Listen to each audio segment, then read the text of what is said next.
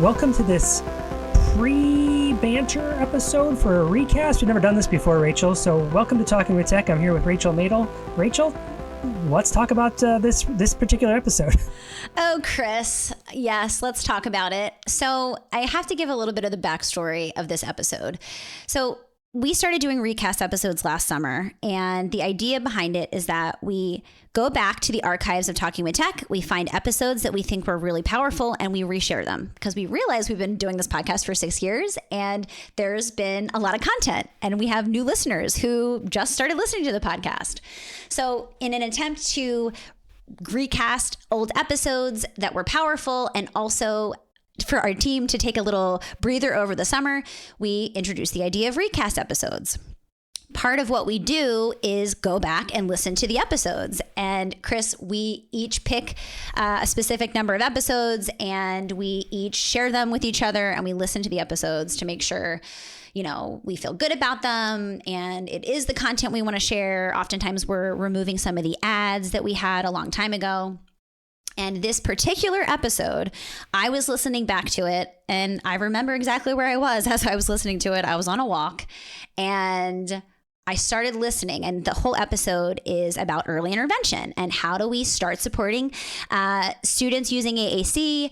And the reason we're coming on to do this banter is because I recognized as I was listening, I had this like pit in my stomach when I heard myself talking about picture exchange, PECS. And as many of our listeners know, Chris and I have been pretty vocal about PECS not being an optimal AAC solution, not being robust. We've talked about it kind of at length on the podcast. But as I was listening to the episode that was recorded 6 years ago, I had this moment where I thought, oh my gosh, like I think I'm talking favorably about PECS. And the specific part is where I'm talking about PECS being a good way to teach initiation for communication, which, you know, as I was thinking about it, that was what I was taught in graduate school. It was like something that was drilled into my head, like PECS is so good for initiation. And the reason that we're having this banter before the episode is because my first inclination was, oh, like we can't air this. Like, this is just like not okay. Like, I don't feel this way. And then I thought about it more and I was like, it's the perfect opportunity to showcase what growth and evolution looks like.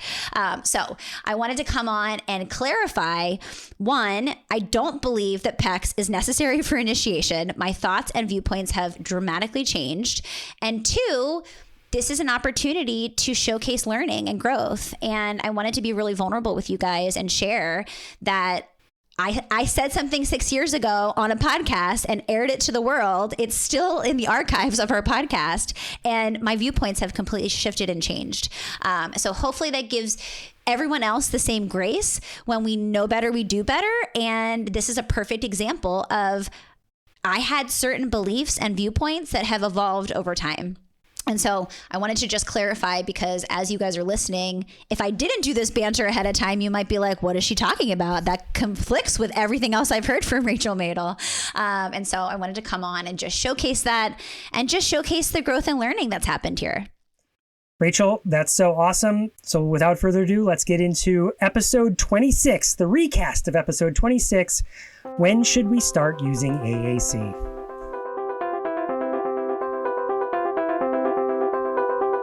Well, welcome back once again to Talking with Tech. My name is Lucas Stuber, joined today by Rachel Madel. How are you? I'm so good. How are you guys doing? I'm fantastic. And Chris Begay, how are you? I'm here too. I'm great. Can't wait to talk about what we're going to talk about today. Yeah, this is an exciting one. So we always really enjoy doing these roundtable discussions. And today we want to talk about early intervention. And we just happen to have somebody on the line here who is a specialist in early intervention, right, Rachel? Yes, I do a lot of work with emergent communicators, so kids who, you know, are just starting to use single words or they're not using words. And it always lends itself to the question, when do you start using AAC and Right. how young is too young? And I get that question all the time. And it's a really interesting one. There was actually an article in the ASHA Leader a few months ago, and it was talking about using AAC for kids as early as 12 months. Which, you know, some speech therapists listening might be like, whoa, that's so young. It's really cool that they're starting to do research and seeing how effective AAC can be. I have an anecdote to share of a family that I worked with, and the little boy was not talking, and he was about 14 months old. After a few weeks of trying to get him to imitate, even just basic actions wasn't working. He was not approximating. He was having a really hard time imitating signs. It left me thinking, okay, now what? It felt like, whoa, this is so young to start using AAC, but at the same time, I can't in good faith keep trying to get a kid to imitate approximations and signs if it's just not working. And so I introduced pictures with them, and it was really effective. It really changed his ability to communicate his basic wants and needs. Tantrums lessened because he was able to communicate at a very basic level. But it kind of lends itself to the question, when do you start using AAC? Hey, real quick, Rachel, let me ask you, when you say early intervention, do you mean birth to 2 or birth to 3? Because I think, at least in the States, that's different in different states. But what is it where you are? Well, what's interesting is that, so I don't work with a ton of kids that are birth to 3, but I work with a lot of kids who aren't talking. And sometimes they come to me at 4 or 5. So technically it's not an early intervention per se, but when you're considering the kinds of skills that we're working on, it's the same as I would be working on with sometimes a 2-year-old. I hear exactly what you're saying, language development wise, like how there's tons of kids that are at that age range. Yeah, absolutely. And sometimes they're 4 or 5 years old, which is really unfortunate because it feels like so much time has been lost and so many supports could have been put in place so that we could have a very different child at 4 or 5. And I think that just lends itself to supporting early intervention and AAC at a younger age, which I think it's hard. There's actually a quote that I love, and it talks about AAC not being a last resort, not looking at AAC as a last resort intervention, but instead really viewing it as a way to support language development. And I always kind of explain this to the parents that I work with and the teachers. Just because we use AAC doesn't mean we're giving up on verbal communication. We're not giving up on the signs that these kids already are using. It's really just a tool. It's a tool to kind of help facilitate language, help support expressive language and receptive language a lot of times. And there's no reason in my eyes to, stunt expressive language development because a child's not able to communicate verbally. And I think that's what happens. We kind of push so hard for verbal, and then we get to a point where, wow, they're 3 and they're still not talking. I guess we should, explore other options. When, my thought process is, don't wait that long. Don't wait until they're 3 or sometimes 4 years old to go to AAC options, whether that be low tech or high tech. We can start doing things so much sooner. AAC never hurts, right? So I think that's what the research shows, right? It never hurts. So another way to phrase that question would be, is it ever too early to start AAC? If not, do it for as early as possible. One question I wonder, when you talk about this, 12-month intervention student, how do we define AAC? Are we talking about signing here? Are we talking about any other modality? Well, that's really interesting is because I know that the definitions are kind of unclear, right? Some people are like, oh, approximations can be considered AAC, which I don't agree with that. Sign language can be a very no-tech AAC, if you will. Personally, in my own experience, and we can kind of get into PECS and picture exchange and how we utilize those or don't utilize those and our thoughts on that. But I think a really easy way is to just start incorporating more visual support. I think that a lot of times can be so beneficial to kids as a quick and easy way to really understand how to get their needs met without having the requirement of an approximation that maybe a lot of people aren't understanding, or a sign. A lot of times I work with kids and their signs are approximations of signs. Sign language isn't universal. Not everybody understands sign language. But then on top of it, you have kids who are approximating signs, which is even harder. It's like, oh, that's his version of eat. I'm like, okay, well, I'm happy you told me that, but I would have never known. So I think that using sign language and using just basic pictures is a really good place to start.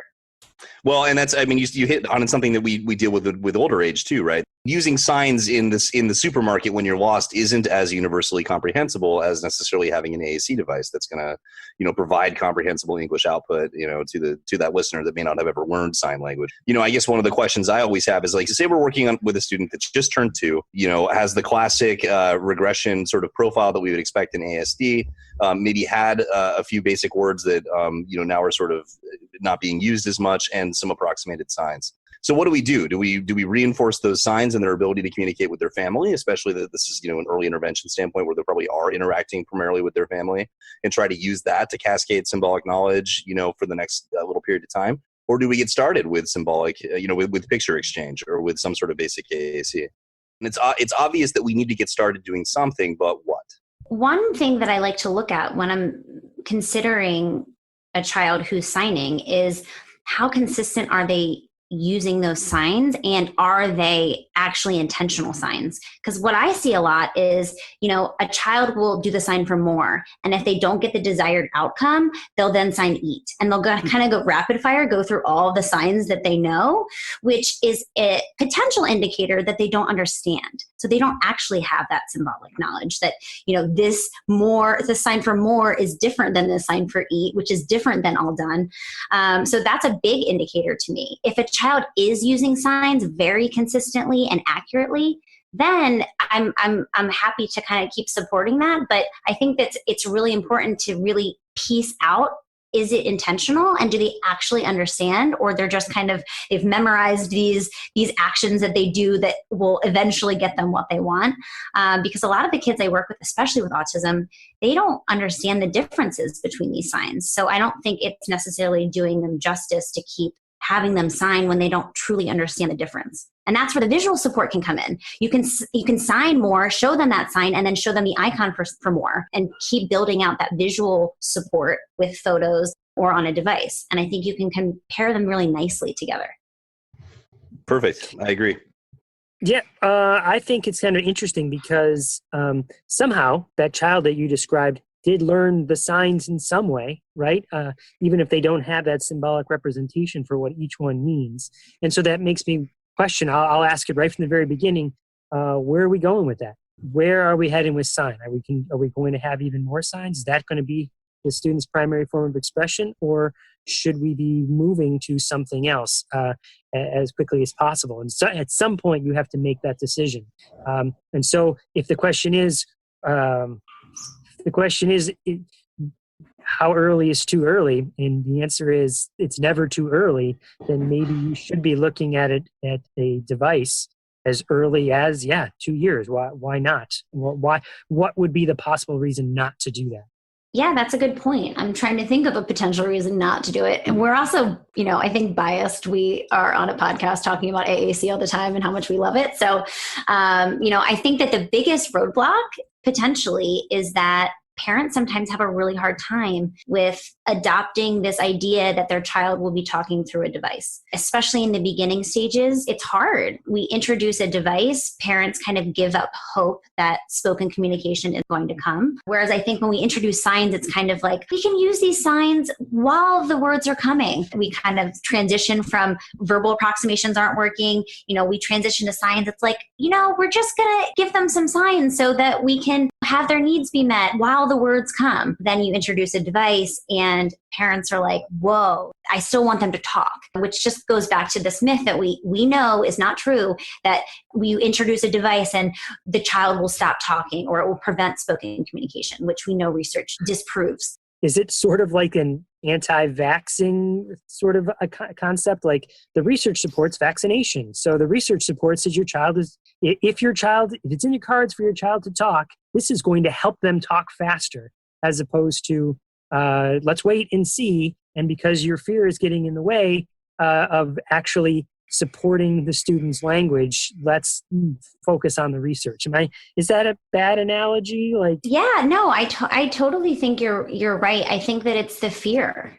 To be fair, I think that parents have a lot of decisions to make when it comes to a child with special needs, and they always have that fear that they're doing something wrong and they're not supporting their child the best way they can. And, we kind of, as clinicians, we try to show them all the options. But a lot of times I feel like parents are just like overwhelmed with decisions to make. They don't know what the right step is. But I do think that it's fear. It is a fear-based decision when you're not supporting it, something that could potentially make a world of difference. I have definitely had parents or even paraprofessionals. She's like, yeah, I don't think she needs that device. This was a middle school student because she can talk. I'm like, yeah, but she's not talking and she's not using it. And so I had to go through the research and kind of explain the same analogy. Like this, if she's going to be more verbal, this helps her become more verbal. And so I find that I don't run into it as often as other people I seem to find. I just wonder what the percentage is out there. Most of the parents, when I do explain it to them, like, yeah, your kid's not talking right now. And if they're going to, this is going to help them. They're like, okay, let's do whatever it takes, I wonder if that's becoming smaller over the years, the percentage of people that have that fear. I don't know. Yeah. I don't know. Yeah. And I think that just technology is everywhere now. People are a lot more comfortable with technology, I think, than they used to be because we all have cell phones and tablets and all of these things. And so I do think that's helping the high-tech AAC cause. But yeah, I don't know. That's a good question. I'm wondering if there's other experiences with parent pushback that you guys have besides just they won't talk. Are there any other things that you come into contact with? Well, much more frequently is the implementing it successfully. I know you told me to model all the time, and I think we've covered that in previous podcasts, but not an outright rejection. I don't want to use this because I'm afraid they're going to talk. There's so much more connectivity out there where you can connect with other parents who have had similar experience and be like, yeah, listen to them. We had that same thought, we listened to the speech therapist when they were saying we should get a device, and we got back in the car afterwards and we're like, honey, do you think that we should do this? Yeah, they're saying we should do it. And then 2 years later, we were turning the device back in because you know what? Kid's completely verbal now. Thank you very much. He's saying his INGs and he's adding ED and he's adding plural S and he's got hundreds of words that he's using, combining them all over the place. And we're turning that sucker back in. We don't need it anymore. But thank you for giving it to us because we don't know if we'd be here if we didn't have it in the first place. So connecting stories, I think, of other parents helps. Absolutely. And I always tell that story to parents that have that exact fear. And I have a client that I work with right now, and he started and he was using a Dynavox, and he's literally talking so much that we're working on now social language. And I'm like, we can't be talking right now. So it's just like, it's so crazy though, because he's so verbal and he's so communicative, and it's crazy. It would be hard for a lot of people to know that he used a device to communicate when he was, 3 and 4 years old. So I just think you're right. We have to tell those stories. And I definitely tell them to parents who are kind of struggling with this idea. But I think that story needs to be told more often. We all have those stories as clinicians, but it's kind of like, they've graduated, they don't need their device. But I think that it would help a lot of parents to see, look how this device, launched this child's communication skills and how helpful it was. It didn't detract from verbal. It aided it and helped it. One argument that it was made to me recently, which I thought was interesting, was the idea that taking a 2-year-old and giving them a device almost violates the concept of presumption of competence, right? Because we need to sort of like assume at that age that the child is still going to develop language. The obvious, I think, response to that is we have a lot of evidence that multimodal communication, is great all around, whether that's just bilingualism or it's, using AAC and signs and oral language simultaneously. I think one thing that we need to really hit home, though, is that we do want to honor all modalities, right? So if you want oral language to continue developing, then when there is input orally, that you honor it, right? That you respect that as, as language just as much as the use of the device would be.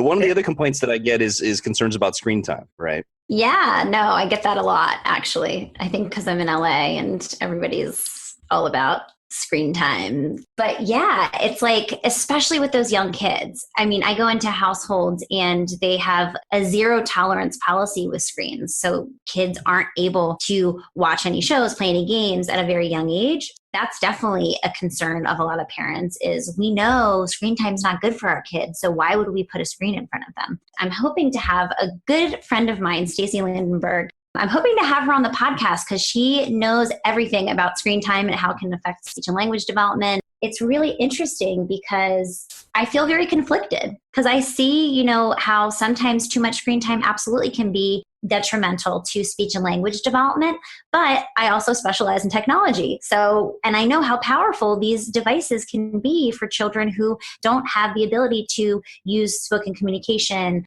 or aren't able to utilize sign language. I think that it's kind of a tough decision that we have to make, but if approximations aren't working, we have to do something else. And I think that's where low-tech AAC can come in as a stepping stone. Once we see how effective a communication board can be or a picture exchange system, then it's like, okay, well, I can't possibly print, cut, and laminate all of these pictures that your child could potentially want to say. So that's where technology comes in. We can easily add a button on a device. And I think that's the sell that I typically do to parents, and where low-tech AAC is kind of invaluable for those parents that are like, no, no, no. It's a really good stepping stone. So if you had to use that as a stepping stone, I would totally agree. Otherwise, I would go right to the device, because how else do you model the ing? How else do you model the plural s? How else do you model ed? You typically, those things are not on your communication board. So I can see it like strategically, like, okay, these parents, I've pitched the device to them and they are not going for it. Okay, then I'll take a step back. But otherwise, I'd be trying to model on those, on that system, because how do you put the little grains of sand in the sand timer for those morphological structures? Also, back on screen time for a second, I think we say screen time, but I really think there's two forms of screen time. There's active screen time and passive screen time. And what I mean by that is, my daughter will sit and just watch Netflix, and you're just sitting and chilling and watching, some Little Mermaid or something. That is passive, which is, I think, is a totally different concern, that when she's playing Minecraft and she's actively engaging her brain to build things and solve problems, and maybe she's playing with somebody else, and when she's playing with somebody else, she's communicating with them. And so I think it's a real problem that anytime we have a conversation about screen time, we just call it screen time, when really there are two forms of it, and they should be maybe studied separately. Putting a communication device is not just saying screen time, this is active screen time. And you're communicating, you're doing it with somebody else, Mm-hmm. So it's a social part as well. I have one kind of question to pose to you guys, because I often get questions about PECS. And do you use PECS? And what about PECS? And do you go straight to a device? And one reason that I like PECS, there's a few reasons that I'm not the biggest fan of PECS, but one reason that I really like it is that it teaches initiation, and it teaches that communication is, reciprocal. And I think that, we can start a child on a device, but they can be in a room by themselves hitting, iPad all day long, not understanding that somebody has to receive that message. And so I do think one of the benefits of PECS is it teaches that initiation piece. You have to take a picture and you have to give it to somebody. Now I think we get stuck, right? I don't want kids to get stuck in PECS, because I don't think it's a robust system. Like you said, Chris, the ing endings and all those morphological endings, that's so important to start teaching at a really young age and start modeling. But I do think that initiation piece is useful. So is there anything that you guys do to support that with, going straight to a device? Well, I think if you have a device, it's still reciprocal, right? I mean, so saying want and handing over a piece of paper that has want on it, or pressing want on a communication device, and if the voice saying want is, it's the same sort of situation. If a student is sitting in a room pressing want, and nothing happens, that is also a learning experience. Geez, I'm pressing want and no one's here. I'm not getting what I want. Mm-hmm. Yeah, you're right. You're not. It'd be just like that person ripping off the card for want and throwing it across the room, Right. So Well, how again, often do you hear typically developing children, making noises and saying random things in other rooms? So Yeah. you do allow those things. Absolutely. What about one of the other barriers that I hear about often, which is just cost of low tech relative to high tech AAC? Maybe that doesn't come up as much in LA. Very true.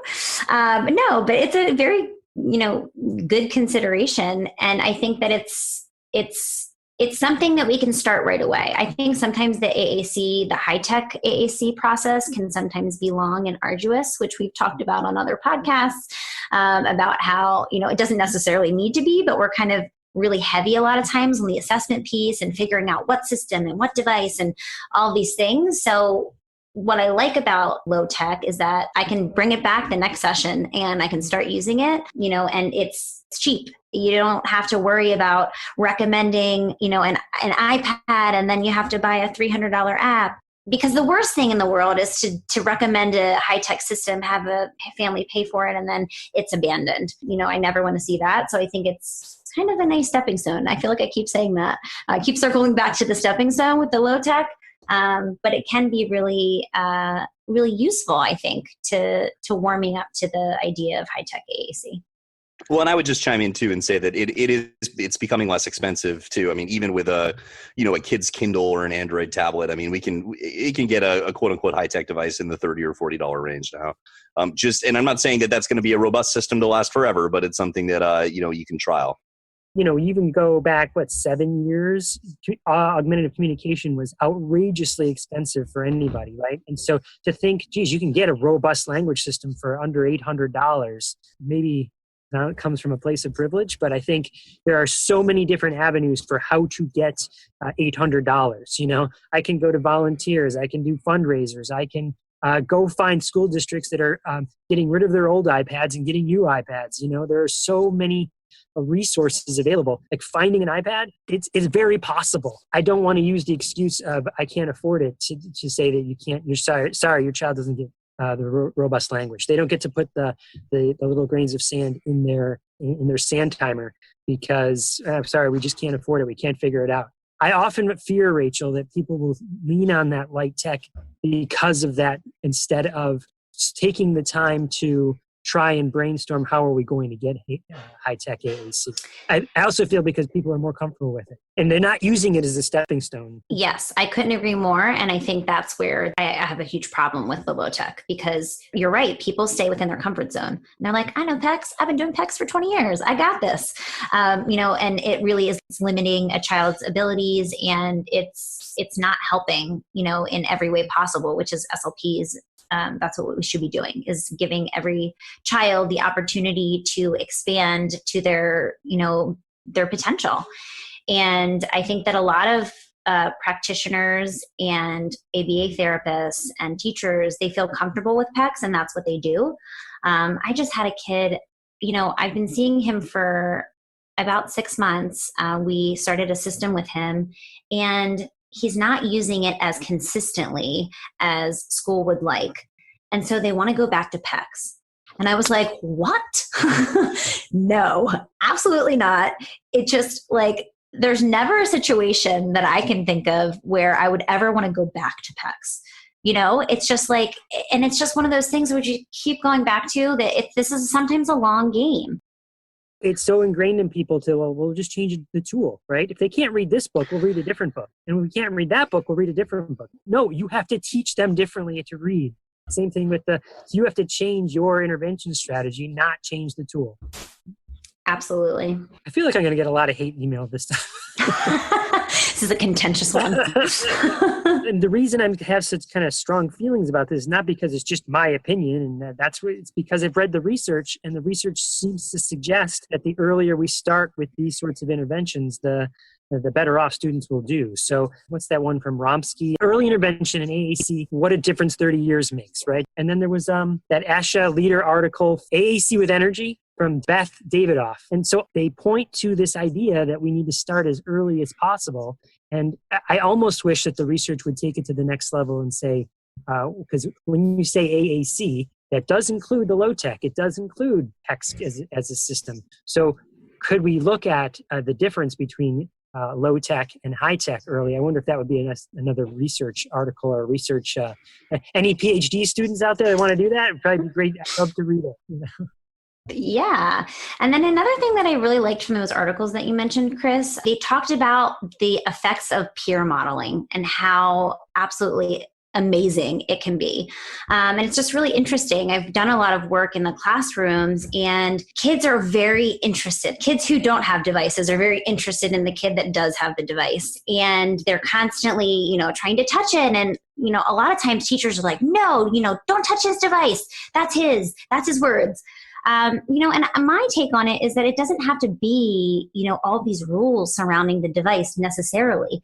And what I've done with some kids is shown the peers how to model on the device. And a lot of times that's way more effective. As we know, peers are way more influential than adults could ever hope to be. And so if we can start incorporating those peers and saying, well, let's say go and show them how to model the same way I would. First of all, it's less work on the paraprofessionals and the teachers, but it's also more effective because then we have that peer engagement. And I think that's such a great thing. Yeah, absolutely. I think we even had some episodes about that, right? The whole Eric Enger episode about where you just provide a system for students, and now that all the students are having it, and then everyone else in the environment begins to use it even more, including the paraprofessionals. So you got the peers, the paraprofessionals, the teachers, everyone using it. And I think we've even shared stories where, let's say, a kindergarten classroom, the teacher just uses the system to teach the reading, because there's the big overlap between the sight words and early reading words with core vocabulary. And so, yeah, let's get the peers using it and more people using it. Everyone should be using it. Yes, that's the takeaway. Everybody should be using AAC. As early as possible. So it sounds like we have a couple of different takeaways here, right? So one of the things to touch on is probably the biggest thing is that AAC intervention does not inhibit the development of speech, right? That it can facilitate all these other things through multimodal communication. And so for that reason, there's really no reason not to get started, right? I mean, if it is a 2-year-old, there might be considerations about low tech versus high tech or what that might look like. But there's no harm in facilitating augmentative communication as early as possible. A second piece is, this concept of other people learning the AAC strategies, right? So whether that's peer modeling, whether that's training parents and not just paras, sort of getting the whole team involved is fantastic. And then the low tech versus high tech piece, right? The PECS can be a very important step, in terms of scaffolding up to the higher level. But, an actual high-tech speech entering device is going to be a lot more robust. It's going to facilitate all this morphology stuff, which is foundational developmental literacy, and just overall is more flexible and, also can be really engaging for the students. I just want to reiterate there, I'm not sure that's my same takeaway about PECS. So I started thinking okay, in the 1950s, we had interventions that we used, and we don't use those interventions anymore. And I just wonder if PECS is in that same camp. Like anything else, there's always a transition period, right? So I think that that's kind of what we're seeing right now. We're transitioning to a different medium and a different way of doing things. And there's always going to be early adopters, Chris, and late adopters. I mean, I guess we're all early adopters, but I think that, for those people who are late to adopt, it can be a stepping stone, but let's not get stuck there. There's always considerations, right? There's always exceptions to the rule. But, Absolutely. as a general principle, I agree, Chris. I think that if especially as costs come down, there really isn't any reason to not make the jump, sooner. On that note, we are curious to hear what you think, and we may very well hear a fair amount of it. But come track us down on Facebook, Talking with Tech. There's a group and a page. Come join the group. We'd love to have the conversation there. Also, please do subscribe to the podcast on your medium of choice, whether that's Stitcher or the iTunes app, whatever that might be. That helps people to find us, which we really appreciate. And then one last note is that we are actually going to alter our production schedule a little tiny bit. And I want to give a shout out real quick here to our awesome producer, Luke Paget, who's been with us here for a while. Right, Luke? Oh, thank you. So he's been giving us a ton of help and support and guidance for the last few months here, and then he's also going to be helping out or getting some assistance from a new helper named Michaela, which we also really appreciate. And for that reason, we're gonna take a little pause to rejigger our production. So we will be back with you all in June, so not very far away. And in the meantime, we hope to hear from you. For Rachel and for Chris, this is Lucas Stuber. We'll talk to you all soon.